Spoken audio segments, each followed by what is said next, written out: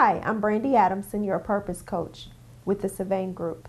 Today we're going to discuss preferred font types for business. While there is an overabundance of fonts available to use when typing correspondence, there are three particular fonts and sizes that are applicable for professional business communication. The first is Arial 12. Yes, that may be a bit basic, but you want to remember that you need to be clear in your thought and very professional when communicating. The second is Times New Roman, and usually that's at 12 font as well.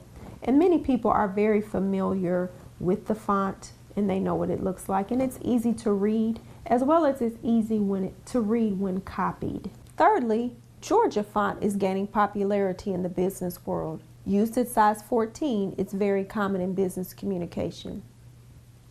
Remember, while asserting your individuality is important, what is even more important is maintaining professionalism in your brand. Arial 12, Times New Roman 12, or Georgia at size 14.